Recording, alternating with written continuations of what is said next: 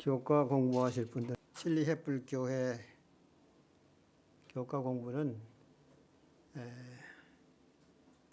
유튜브를 통해서나 방송을 통해서 전국에서 들으시는 분들이 많아요. 그래서 우리 진리햇불교회 3반이 여기서 모여서 교과 공부를 하면서 그 다음에 지금 유튜브로 밖으로 내보내고 있습니다. 그래서 밖에서 들으시는 분들을 위해서 다 같이 기도하겠습니다.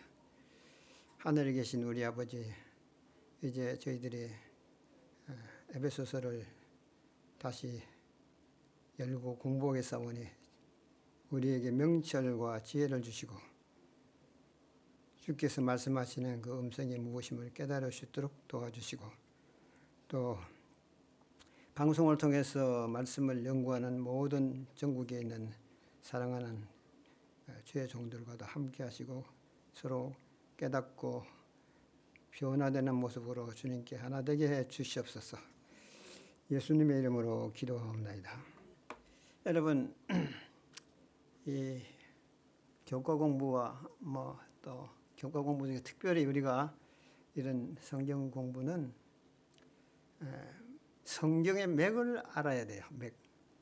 그래서 우리 오늘도 에베소서 흐르는 맥, 그 다음에 성경 전체에서 흐르는 맥 짚고 넘어가면서 연구하도록 하겠습니다. 기억절 다 같이 시작. 이제는 전에 멀리 있던 너희가 그리스도 안에서 그리스도의 피로 가까워졌느니라. 그는 우리의 합평이신지라 둘로 하나를 만드사 원수된 것 곧 중간에 막힌 담을 자기 육체로 허시고. 에베소서 2장 13절에서 14절. 자, 역사적 배경을 좀 보겠습니다. 지난번보다 역사적 배경이 조금 더 보강이 됐죠.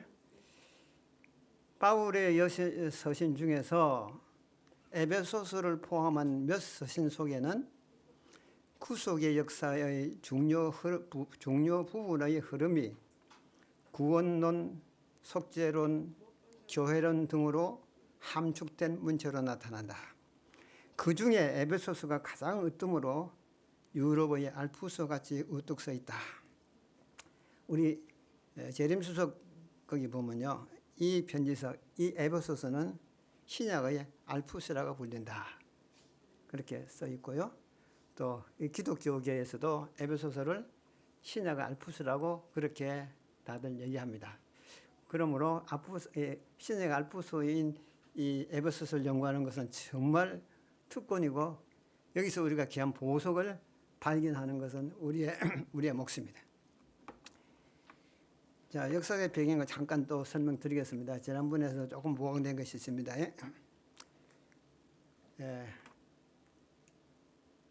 요거 보이죠? 요거.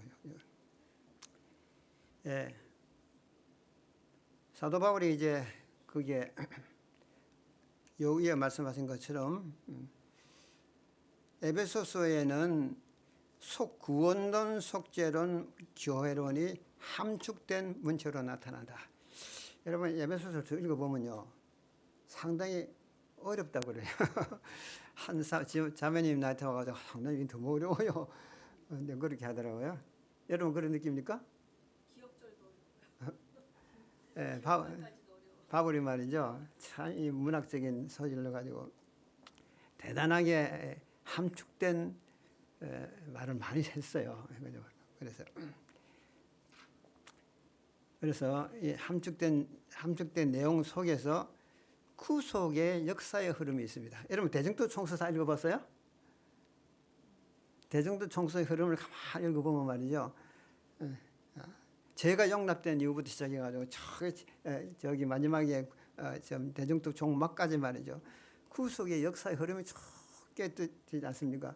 그런 내용들이 구석구석의 에베소서에 함축된 문제로 들어있어요. 그래서 사도 바울이 왜 그렇게 쓰게 되었느냐? 사도 바울이 아라비아에 들어갔다가 그 후에 이제 한 6년간 다소에 있으면서 오랜 세월 동안에 한 14년 시간이 걸렸는데 있으면서 하나님께로부터 계시도 받고 환상도 보게 되었는데 그것이 뭐라고요? 구수 역사입니다. 구수 역사였어요. 하나님께서 보여주신 게 그겁니다. 우주의 역사의 흐름. 죄가 용납된 이후부터 저 마지막까지 구속이 완성되는 그 순간까지를 바울에게 다 보여준 것이죠. 그러다 보니까 바울의 이 생각 속에는 이 구속의 역사의 흐름에 대해서 딱 이렇게 실이 꽂혀 있기 때문에 그가 글을 쓸 때마다 그런 함축된 문체들이 나타나기 시작한 것입니다. 그래서 여기 잠시 한번 보세요. 에베소서가 있고 에베소서를 기록할 때 빌립보서하고 골로새서 옥중서신이니까 같이 기록했고요. 그 다음에 히브리서가 있고 데살로니가전서 요 6책 안에 거의 그 구수 역사 내용의 흐름이 많이 들어 있어요. 자, 넘어가 보겠습니다. 키워드가 바울에게 주신 환상과 계시에 나타난 에베소서의 중심 주제. 그 주제 가운데 뭐가 있느냐? 키워드가 뭡니까? 하늘과 땅의 통일이라는 목표 아래 세운 구속의 계획. 하늘과 땅의 통일입니다. 이건 내용성이 담겨져 있죠. 자, 그래서 하늘과 땅의 통일이라는 이 참 문구가 어디서 나왔는가? 하늘에서 쫓겨난 사단이 아담과 하와를 속여 인류를 죄의 노예로 삼았다. 그리해서 하늘과 땅이 분리됐어요. 그러니까 한마디로 하늘과 땅을 통일시킨다는 말의 의미는 무엇입니까? 하늘과 땅이 분리되어 있다는 그 사건이 있었던 것을 암시하는 것이죠. 그래서 이제 하늘과 땅이 분리된 때는 언제냐? 아담과 하와가 속임을 당해서 인류의 죄의 노예가 된 때로부터 했다. 그럼 하나님께서 이제 분리된 이 땅을 하늘과 연합시키는 일이 제일 중요한 거죠. 그래서 그걸 갖다가 하늘과 땅의 통일이라는 이 키워드를 저기 단어를 가지고 어디다 넣어놨습니까? 에베소서에 딱 넣어놨어요. 시작하자마자 예수님이 이 땅에서 자신의 생명으로 죄값을 치른다. 이것이 이제 첫째. 두 번째는 죽은 생명이 된 인간들이 하나님의 생명으로 새롭게 태어난다. 그 다음에 새로 태어난 아들들은 하나님의 양자가 된다. 그 다음에 친자인 예수님과 양자인 인간은 형제가 된다. 그 다음에요, 지구는 새롭게 되어 그리스도의 왕국으로 세워진다. 그 다음에 그리스도의 왕국을 아들에게 상속시킨다. 그 다음에 성도들도 함께 왕국을 상속받는다. 자, 이렇게 되면 어떻게 됩니까? 그리하여 하늘과 땅이 그리스도 안에서 통일된다. 이렇게 된 거죠. 이것이 하나님께서 이 하늘과 땅이 분리된 상태에서 다시 합쳐지는 통일시키는 하나님의 구속 역사의 노정이다. 이런 내용들이 에베소서에 여기저기에 다 함축되어 있다. 자, 이 내용은 금요일 소지 더 깊은 연구를 위한 거기에 나와 있는데 전체적인 에베소서의 숲을 한번 보겠습니다. 이 맥이죠.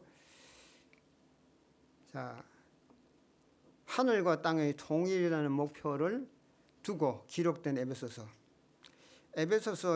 2장 11절부터 22절을 에베소서 전체의 맥락과 함께 살펴보는 것은 매우 중요하다. 오늘 공부가 에베소서 2장 11절부터 22절까지입니다.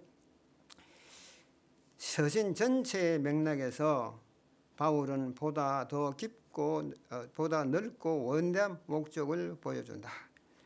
그의 주제는 만물을 그리스도 안에서 통일시키려는 하나님의 위대하고 궁극적인 계획이며 그 범위에는 하늘과 땅에 있는 모든 가족이 온 가정이 포함된다. 자, 에베소서는 그렇게 진행되고 있다는 것이죠. 그리스도 안에서 모든 것을 통일시키는 것은 하늘과 땅에 있는 온 가정이 포함된다. 하늘 가족과 땅의 가족이 하나로 통일된다는 것이에요. 통일이라는 것은 땅과 땅의 통일, 국가와 국가의 통일이라고 볼 수 있는데 무엇과 뭐가 통일입니까? 북한과 남한이 같이 통일된다는 말이면은 북한 나라 백성들과 남한 백성들이 하나의 백성이 된다. 그 말 같은 것이죠. 그래서 하늘과 땅의 통일이라는 것은 하늘과 땅에 있는 온 가족이 하나가 된다. 그런 말과 같은 것이다. 그 다음에 바울이 언급한 교회 내 구성원들의 연합은 유대인과 이방인 모두로부터 구성된 교회이며 이들로 말미암아 하늘에 있는 통치자들과 권세들에게 하나님의 각종 지혜를 알게 하려는 더 넓은 목적을 가지고 있다는 점이다. 이거 이해하셨죠? 그리스도께서 십자가에서 이루신 연합을 실현함으로써 신자들은 그리스도 안에서 만물을 통일하려는 하나님의 궁극적인 계획이 진행 중인 것으로 나타나게 된다. 그들의 회복된 관계는 그리스도 안에서 통일된 우주를 향한 하나님의 뜻을 보여준다. 여러분, 이게 나온 말씀을 제가 많이 좀 쉽게 고쳤는데 여러분 이번 맨 마지막에 나옵니다. 자, 이 내용을 좀 더 연구를 해보겠는데, 하늘과 땅이 통일되려면 첫 번째요, 생명이 통일돼야 됩니다. 두 번째는요, 품성이 통일돼야 돼요. 세 번째는 뭐가 돼야 돼요? 공동체의 통일이 돼야 된다. 요거 세 가지가 통일이 돼야 통일되는 거죠. 그래서 하늘과 땅의 통일은 그리스도 안에서 첫 번째, 예수님 생명 안에 통일시키는 거죠. 누가요? 우리가 예수님의 생명을 받아들임으로 예수님 생명과 우리 생명이 하나가 되는 거예요. 이제 이게 이루어져야 된다는 것이죠. 뭐로 이루어졌죠? 십자가 희생을 통해서 이루어졌다. 그 다음에 두 번째는 뭐냐? 품성이 하나가 돼야 돼요. 예수님의 평화의 품성, 사랑의 품성이 우리에게 주어짐으로 해서 우리 예수님과 하나가 됐다. 세 번째는 뭐예요? 세 번째는 여기 나온 거잖아. 하늘의 공동체, 땅에 있는 공동체를 하늘에 있는 공동체가 연합시키는 것이죠. 우리가 막힌 다음 이걸 공부하면서 이제 이스라엘이 이제 무너져 내렸잖아요. 무너져 내려버린 이스라엘을 다시 세우는 하나의 구심체가 있었는데, 이것이 뭐냐면 이제 예수님께서 세우신 교회입니다. 이스라엘을 다시 교회로 만드셨어요. 그래서 이 교회는 예수님 머리시고 우리는 몸이라, 여기 나온 것처럼 여기 머리시고 우리 몸이라, 이것을 갖다가 나라로 보면 됩니다. 나라, 교회로 보면 되고요. 그래서 하늘의 영의 공동체와 땅의 성령의 공동체를 만드셔서 성령의 교회, 그래서 이 성령의 교회는 우리 마음 가운데 계신 그리스도다. 이번 교과가 거기까지 가요. 다음 안식이라고 이제 3장을 공부하게 되겠는데, 그래서 여기 생명이 하나가 됐고, 품성이 하나가 되었고, 그 다음에 공동체 안에 하나로 묶는 것이에요. 이렇게 되면 하늘과 땅이 통일되는 겁니다. 지금 우리가 어디가 안 이루어졌죠? 여기에 마지막 공동체, 영의 공동체, 즉 사랑의 공동체, 즉 이 땅에 있는 교회가 성령으로 말미암아 하나 되는 일이 진행 중에 있다 그러죠. 자, 그렇죠? 그래서 여기 요거는 수직적 변화고 요거는 수평적 변화입니다. 자, 그래서 에베소서 1장부터 3장부터 4장까지, 에베소서 4장부터 6장까지를 구성을 보면 1과 2과 6과까지가 이제 우리가 천상의 변화로 하나님의 계획을 볼 수 있고, 오늘은 몇 과입니까? 오늘 5과 수평적 속죄와 하나님의 교회, 이것을 공부하게 되겠죠. 그래서 에베소 1장, 2장 여기에 나와 있고요. 다음 안식일은 3장을 공부하게 됩니다. 오늘 안식일은 에베소 1장, 2장 끝납니다. 그 다음에 이제 7과부터 14과까지가 이쪽에 이제 하늘의 천상의 변화를 나타내는 것을 말하고, 오른쪽에는 지상의 변화, 교회 연합을 의미한다. 이렇게 보시고요. 그래서 7, 8, 4장이고 9, 10, 5장이고 11, 12는 13은 6장이고, 그렇게 해서 마지막에는 1장부터 6장까지 전체를 내다보는 그런 식으로 구성이 되어 있습니다. 그래서 앞에 것은 하늘과 땅의 통일이고 두 번째 것은 사랑과 연합된 교회다. 이렇게 이제 전체적으로 구성이 되어 있다. 이렇게 됐죠. 인류의서지. 그리스도 안에서 가까워짐. 분열된 유대인과 이방인 사이의 균열이 십자가 앞에서 치유될 수 있다는 것은 우리의 불화와 분열도 거기서 해결될 수 있다는 것을 의미한다. 이해됐죠? 네. 유대인과 이방인이 그 균열이 십자가를 통해서 이제 무너졌다. 하나가 되었다. 오늘 소지는요, 십자가에서 주신 하나님의 선물 화해인데요.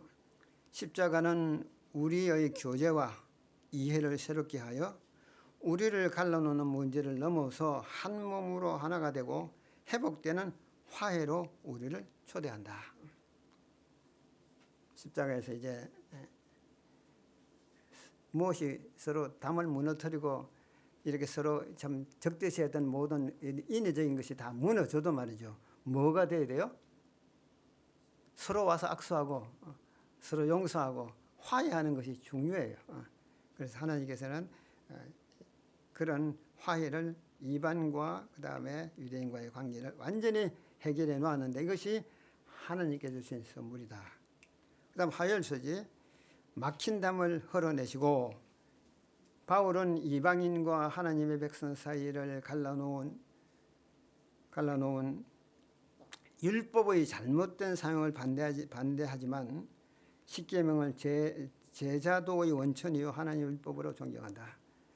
이 막힌 담 흘러내서 여기 보면요, 한마디로 이제 의문의 율법을 폐하시고 그 말을 가지고 에베소서 2장 15절에 그 말씀을 가지고 개신교계에서는 어떻게 합니까? 하나님의 율법이 폐하졌다. 이 말씀 봐라. 그렇게 말합니다. 그런데 십계명은 제자도의 원천이요 하나님 율법을 존중한다. 이것을 또 우리 좀 보겠습니다. 그 다음에 수열서지. 그리스도는 평화의 사자이시다. 그의 평화의 사역은 지성봉사 기간을 넘어 신자들의 삶까지 이어지는 사역이며 에베소서의 중요 주제이다. 이해됐죠? 목요일서지. 그 다음에 이제 거룩한 성전인 교회. 성전에서의 예배가 금지되었던 이방인이 새 성전을 구성하는 자로서 제시된 성전의 은유는 새 공동체를 향한 하나님의 이상을 보여준다. 자, 여러분 이거 좀 내용이 잠깐 어렵긴 한데 보십시오. 여기 이제 중간에 화열서지 보면 십자가는 이방인과 또 우리 이제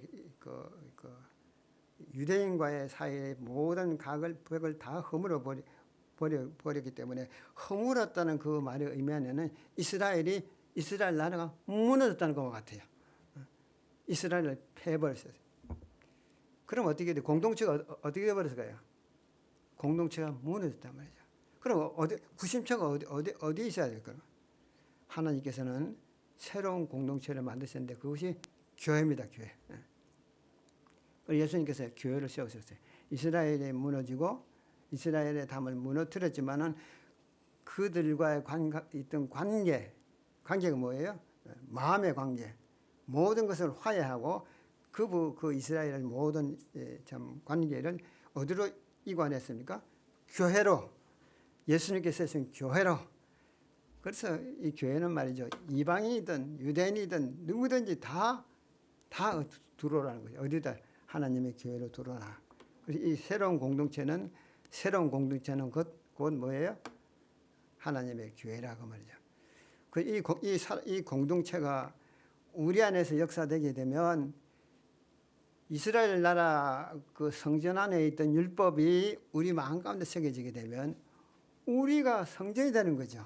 그래서 이제 마지막에는 어디로 가야 되느냐? 결국에 살아있는 성전, 움직이는 성전. 우리가 뭡니까? 우리 하나님 율법이 우리 마음 가운데 새겨져서 그 다음에 모든 사람과 평화하고 모든 삶을 수용할 수 있는 교회가 됐어요. 우리 교회는 하나님의 법이 새겨진 교회다. 그래서 각자가 하나님께서 세우신 교회라 볼 수 있지만은 우리는 이들이 모인 한 공동체를 우리는 남은 무리다 이렇게 말하는 것이죠. 자, 넘어가겠습니다. 이제 좀 구체적으로 마치겠는데요. 그리스도 안에서 가까워짐 일요일서지 공부하겠습니다. 거기에 성경 성구가 에베소 2장 5절이죠. 이제는 전에 멀리 있던 너희가 그리스도 예수 안에서 그리스도의 피로 가까워졌느니라. 질문입니다. 이스라엘과 이방인들의 관계는 어떠했는가? 첫째요. 그들이 이방인들의 상태는 어땠는가? 이스라엘과의 높은 담을 만들어 놓고 이스라엘이 만들어 놓고 이방인들은 우리 영내에 들어올 수가 없어. 그래서 그렇게 만들어 놨어요. 그때 그들은 소망이 없는 그리스도가 없는 상태였고 약속의 언약들에 대해서는 외인이요 소망도 없고 하나님도 없는 자였다는 것을 의미합니다. 이방인들이 그렇다는 것이죠. 그러니 이스라엘이 하나님도 없는 사람들하고는 단절이야. 그렇기 때문에 우리 영내에 들어올 수가 없어. 그래가지고 담을 쳐놔놓고 못 들어오게 하잖아요. 들어오면 죽임을 당한다. 이렇게 했거든요. 얼마나 이 높은 담을 쌓았는지. 근데 복음의 강력한 능력은 어떻게 되느냐? 십자가로 인하여 분리되어 있었던 유대인 형제자매들에게 가까워졌다. 십자가가 유대인과 이방인 사이의 넓은 균열을 치유할 수 있다는 것은 우리의 모든 불화와 분열이 거기서 해결될 수 있다는 것을 의미한다. 이 기쁜 소식은 우리의 삶과 교회에 존재하는 분열을 숙고하고 이를 넘어설 수 있는 십자가의 능력을 구하도록 우리를 부르고 있다. 교회에도 많은 분열이 있어요. 장로들끼리도 그렇고 집사님들끼리도 그렇고 왜냐하면 의견이 맞지 않고 다 자아가 살아있어 가지고요. 참 어렵잖아요. 그런데 그 하나님도 없는 이방인과 유대인이 하나가 될 수 있다는 그 힘의 근원이 우리 교회도 하나가 될 수 있다는 힘의 근원을 갖고 있다는 것이죠. 그래서 우리에게 뭔가 기쁜 소식이죠. 교회는 결국에 하나 될 수 있다. 모두 다 목적과 방향과 품성이 하나 된다는 것을 의미합니다. 그 다음에 화해. 십자가에서 주신 하나님의 선물이던데 둘로 하나를 만드사 원수된 것 곧 중간에 막힌 담을 자기 육체로 허무시고 또 십자가로 이 둘을 한 몸으로 하나님과 화목하게 하려 하심이라. 에베소 2장 14절. 질문입니다. 하나님의 능력이 만들어낸 정신적 유산은 무엇인가? 교과서에 다 있습니다, 여러분. 제가 이게 해나가는 것은 교과책을 요약 분석한 것입니다. 요약. 그렇기 때문에 이거 쭉 보시면 교과 내용 그대로입니다. 그러나 단순하면서도 명쾌하게 만들어놨으니까 이해될 거예요. 십자가가 신자들에게 남긴 세 가지 큰 자산이 뭐냐? 첫 번째, 하나님과 그분 백성으로부터 멀리 떨어져 있던 이방인들이 가까워졌다. 두 번째, 그리스도의 십자가는 유대인과 이방인 사이에 적대감을 제해버리셨다. 이게 뭐냐면요, 이 복음의 능력입니다. 그렇게 원수지같이 지나는 사람들이 하나가 되고 서로 사랑하게 된다는 것이 이게 하나님의 복음의 능력 아니면 될 수 없는 일이거든요. 적대감이 제하여졌다. 우리 마음 가운데 적대감 어떻게 없앨 수 있을까요? 십자가 밑에 가자 하면 다 없어져 버려요. 다 없어져 버려요. 내 이웃을 내 몸과 같이 사랑하라. 근데 이것이 성령을 통해서 가능하다는 것이죠. 미운 마음이 없어져 버리고 아깝다는 말이 없어져 버리고 생각이 없어져 버리고 모든 것을 주고 싶고 나누고 싶고 위로하고 싶고 내 것을 다 나누어 주고 싶은 마음이 생기는 것은 성령으로 말미암은 하나님의 복음의 능력이라는 것이. 이것이 교회를 하나 되게 만드는 것이에요. 그 다음에 세 번째, 적대감 대신 화해가 차지한다. 화해. 또 십자가로 이 둘을 한 몸으로 하나님과 화목하게 하려 하심이 목적이었다. 자, 우리가 이제 적대감을 가진 어떤 두 장로님이 있다 합시다. 그러면 이들이 화해되려면 누구와 먼저 화해해야 돼요? 하늘과 먼저 화해돼요. 하늘과. 두 형제가 있었는데 그 유산 문제는 앙숙이라 이렇게. 근데 거기서 토닥토닥 한다고 형제가 화해가 됩니까? 안 돼요. 근데 누구와 화해되면 돼요? 아버지와 유산을 나눠준 아버지와 아버지에 가서 아버지 감사합니다. 이 몫이라도 참 주시니 감사합니다. 이 몫을 주님 아버지 자 동생에게 주세요. 이렇게 하면 아버지가 얼마나 감사하겠습니까? 그러면 또 동생을 불러놓고 너 형이 이 몫을 내가 주란다. 그렇게 해가지고 이제 아버지에 먼저 화해가 이루어져야 돼요. 아버지는 얼마나 마음이 아프겠습니까? 그 화해를 하니까 나중에 둘이 만나서 뭐합니까? 악수하고 잘못했다 그러고 용서해달라 그런 화해가 이루어지는 것입니다. 그래서 십자가로 둘을 한 몸으로 만들었다는 말 의미는 인간과 하늘과 하나님과의 화해를 먼저 이루어야 한다. 하나님께서 우리 죄를 용서하신 같이 너희도 서로 용서하라. 그 다음에 화해소지 그는 우리의 화평이신지라 둘로 하나를 만드사 원수된 것 곧 중간에 막힌 담을 자기 육체로 허무시고 법조문으로 된 계명의 율법을 폐하셨으니 이는 이 둘로 자기 안에서 한 세 사람을 지어 화평하게 하시고 이게 계명의 율법을 폐하셨으니 이러니까 이걸 가지고 계속 율법이 폐해졌다. 율법 지킬 필요도 없다. 다 폐해졌다. 이제 사랑만 하면 된다. 이렇게 이제 주장하는 사람이 많이 있는데 보겠습니다. 중간에 막힌 담은 무엇인가? 에베소 2장 14절에 막힌 담은 헤롯 성전의 이스라엘 궁전을 둘러싸고 있던 난간 또는 담장이다. 그 담 안으로 들어가면 죽음을 맞이한다. 이 담이 무너지고 십자가에서 제거되었다. 제가 부산에 있을 때 집을 지었는데 아파트를 조그마한 하나 지었어요. 8주택을 지었는데 그 앞에 길이 이래 있는데 이 길을 천주교회에 있는 장로 한 사람이 어떤 사람이 길을 딱 막아버린 거죠. 나하고 아주 원수가 돼버렸어요. 왜 길을 막습니까? 이거는 우리 땅이야. 우리 땅인데 왜 네가 거기다 자갈도 싣고 가고 모래도 싣고 가고 계속 이 길을 다니느냐. 그래서 우리가 다 이 길 쓰고 나면 이 길은 돌려드릴 겁니다. 몇 번 얘기해도 안 된대요. 그래가지고 결국에 나중에 참 그 사람과 우리 사이는 굉장히 원수가 돼버렸어요. 원수가. 왜? 나는 원수 삼고 싶지 않은데 모래 싣고 오는 차를 막고 안 보내주니 참 바로 그 천주교에 다니는 천주교 땅이에요. 어떻게 믿는 사람이 이럽니까? 나중에 이제 참 결국에 그 담을 흘러내게 되었는데 어떻게 흘러내게 되었느냐? 화해했어요.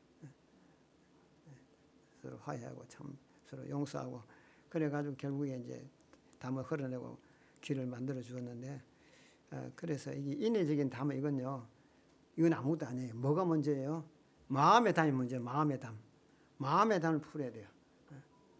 그 나중에 이제 내가 하나님을 섬기는 교인인 줄 알고 그 다음에 또 이것저것 이제 알고는 나중에 하나님 섬기는 사람이구만요. 이렇게 가지고 서로 하나님과 화해하고 다 그랬어요. 그래서 이제 나중에 이제 담을 무너뜨리고 길을 내줬는데 이거 다 하나님과의 은혜 중에서 해결돼 버렸습니다. 법조문으로 된 계명율법에 피해졌다고 생각하는가 그랬는데 바울은 같은 책에서 여러 계명을 인용하고 있다. 여러분 어떻게 생각하세요? 하나님의 법이 다 폐해져 버렸을까요? 이 말씀에서 법조문으로 된 계명의 율법을 폐하셨으니 누가요? 예수님께서 자기 육체를 통해 가지고 십자가를 통해 가지고 다 법을 폐했다 그랬으니 이제 하나님의 법을 지킬 필요가 없다. 그렇습니까? 바울이 그렇게 말했습니까? 이 말은 그 말입니까? 바울은 같은 책에서 여러 계명을 인용하고 있는데 다섯째 번째 계명은 에베소 6장에서, 일곱째 계명은 에베소 5장에서, 여덟 번째 계명은 에베소 4장에서, 아홉째 계명은 에베소 4장에서, 그 다음에 열 번째 계명은 에베소 5장에서 다 인용하고 있어요. 그러니까 바울이 십계명을 피했단 말하지 결코 할 수가 없는 거예요. 그래서 바울은 율법 자체를 존중하고 그 연속성 또한 분명히 인정한다. 이 에베소 2장 15절의 구절을 사용하여 십계명의 폐지를 주장하는 것은 율법의 영속성에 관한 성경의 다른 모든 구절에 비추어 볼 때 바울의 의도를 분명 잘못 해석한 것이다. 개신교인들 이거 보고 정신도 바짝 차려야 돼. 자, 그 다음에 수요일서지. 예수님은 평화의 사자다. 그는 우리의 화평이신지라. 바울은 에베소 2장 17절 18절에서 그리스도 사역을 어떻게 요약하는가? 바울은 에베소서의 시작과 끝을 하나님 우리의 아버지와 우리 주 예수 그리스도로부터 오는 평강을 구하는 축복을 채우고 있다. 축복으로 채우고 있다.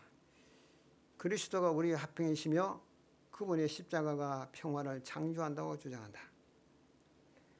그리스도는 유대인과 이방인 사이의 적대감을 무너뜨릴 뿐만 아니라 화해와 평화의 관계로 특정지어지는 새로운 인류를 창조하신다. 하나님과의 관계와 다른 사람과의 관계 모두에게서 온전함과 안녕을 경험하는 히브리어 샬롬 평화란 말이죠. 평화. 샬롬과 같은 개념이다. 한마디로 예수님은 평화. 그 말이에요. 예수님 평화. 예수님이 우리 안에 들어오시게 되면 그분이 뭐라고요? 샬롬. 평화이기 때문에 우리 안에서 뭘 할까요? 만인과 화평할 수 있는 평화를 창조하신다. 그 말이면 우리 마음 가운데 적대감이 완전히 사라지도록 만들어주시는 능력이신 창조주다 그 말이에요. 십자가 그 일을 이룬다는 거죠. 여러분 우리가 이걸 믿어야 돼요. 그래서 우리는 모든 사람과 어떤 사람과도 이 불의 마음을 느낀다든지 적재함을 간다든지 미워한다든지 이렇게 할 수가 없게 되어 있는 것이죠. 왜냐하면 그것이 창조된 사람은 뭐라고요? 새로운 창조물이다. 그렇게 된 사람들끼리 서로 만나면 샬롬 하면 어떡해요? 그러면 나도 샬롬이야. 나도 샬롬 이렇게 되거든요. 자, 목요일서지 마지막입니다. 너희도 성령 안에서 하나님이 거하실 처소가 되기 위하여 예수 안에서 함께 지어져 가느니라. 유대인과 이방인이 교회 안에서 하나됨을 나타내는 어떤 예를 사용하는가? 1절에서 10절은 우리가 예수님과 연대하여 산다고 가르친다. 1절에서 10절까지가요. 그 다음에 11절에서 22절은 우리가 교회의 일원으로서 다른 사람과 연대하여 산다고 가르친다. 첫째는 어디입니까? 첫째는 하나님과의 관계 연대. 두 번째는 수평으로 교우들과의 관계 연대.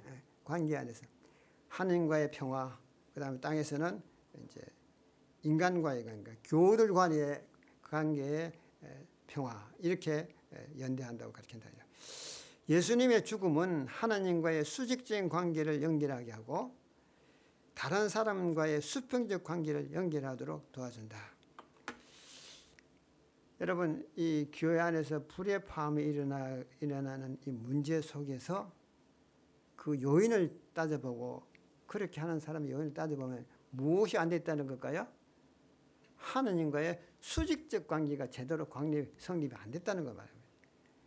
그가 매일 아침 하나님과의 관계를 수직으로 관계를 정상화하고, 과거의 하나님과의 모든 관계 물론이고 어제까지 오늘까지 하나님과의 수직적 관계를 정상화한 사람이 교회 와서 수평적 관계에서 정상 안 될 수가 없습니다.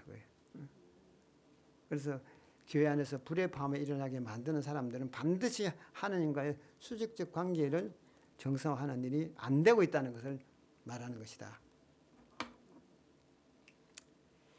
예수님은 십자가를 통해 이방인 신자와 유대인 신자 간의 관계를 벌리는 율법의 오용과 장벽을 모두 허무셨다. 예수님은 또한 신자들로 구성된 놀라운 새 성전을 세우신다. 이 성전이 뭐죠? 예수님께서 세운 성전이 뭐예요? 예, 우리 안에 계신 그리스도. 그러니까 결국에 마지막에는 어디에 목표점에 도달하냐면 하늘과 땅을 하나 되는 가장 근본적인 모토는 뭐냐면요, 성령으로 하나 되게 하는데, 성령이 어디 가냐면 우리 안에 가는 것이죠. 그러니까 그리스도께서 성령을 통해서 우리 안에 거할 때에 그것이 성전이 되는 겁니다. 그것을 우리는 이 교회의 정체성은 고정된 모습이 아닌, 이게 뭐예요? 교회가 고정되어 있잖아요. 건물로 고정되어 있잖아요. 그런 게 아니고 움직이는 살아계신 하나님의 성전임을 확인할 수 있다. 이게 뭡니까? 성령을 통해서 우리 안에서 역사하시는 그 영의 역사는 곧 우리가 살아있는 하나님의 성전으로 하나님께서 만드신다는 것이죠. 이렇게 하나님의 살아있는 성전이 된 사람들이 모여있는 공동체를 교회라고 하는 것이에요. 그것이 거룩하게 되면 우리는 하늘과 완전히 하나가 되는 것입니다. 그래서 우리는 뭐가 된다고요? 우리는 함께 지어져 가고 있고 만들어져 가고 있다. 이렇게. 그래서 결국에 유대인들도 어떻게 됐을까요? 유대인들이요. 아이고, 우리나라는 다 무너져 버리고 우리는 이제 다 흩어지게 되었고, 그래서 디아스포라가 돼 버렸어요. 그리고 이제 지금 전 세계적으로 흩어진 유대인들, 그들이 뭘 깨닫고 있지 못하는 것이죠. 하나님께서 이렇게 흩어진 것은 뭐예요? 담에 다 무너졌기 때문에 흩어지긴 했지만, 하나님께서 이거 무너지라고 허락하신 것은 뭐라는 거면 예수님 안에 다시 모이라는 거죠. 다시 경관 터들 만드는 이 교회 안에 모이라는 거죠. 그래서 이제 유대인들이 말이죠, 하다가 예수 믿고 돌아오는 사람들은 이제 손뼉을 칩니다. 아, 이게 이렇게 되는 것이구나. 그래서 유대인들이 교회로 많이 돌아와요, 요새요. 그래서 그들과 우리가 함께 만들어져 가고 지어져 가고 있는 것입니다. 이제 마지막으로 정리하겠습니다. 일단 요약하면 이렇습니다. 목욕 소지까지 요약하면, 여기 보세요. 유대인과 그리스도 이방인과 가까워지고 화해되고 담은 허물어지고, 그다음에 예수님께서 십자가를 통해서 평화를 창조하시고, 그다음에 마지막에 예수님께서 만드신 교회가 만들어졌어요. 그래서 이쪽에 있는 유대인들 어디로 모여야 돼요? 이쪽에 있는 거룩한 교회로 모여야지만 이 완성이 되는 거예요. 이렇게 되어 있어요. 그래서 앞으로는 사랑의 연합의 새로운 공동체가 지금 만들어져 가고 있다, 그렇게 볼 수 있죠. 전체 요약입니다. 십자가는 하늘과 사람 사이의 관계를 회복시키며 사람 사이의 관계도 회복시킨다. 유대인과 이방인으로 뚜렷하게 분리된 장벽을 무너뜨리고 화평을 가져오는 새 인류를 만드는 것이 복음의 능력이다. 복음은 잘못된 의례적 요구보다는 의문의 율법, 그래 보면 더 좋습니다. 의문의 율법을 넘어서서 멀리 있던 이들을 가깝게 하고 끼어진 관계를 회복하며 그리스도 안에서 하나된 새 세계를 향해 나아가게 한다. 아멘입니까?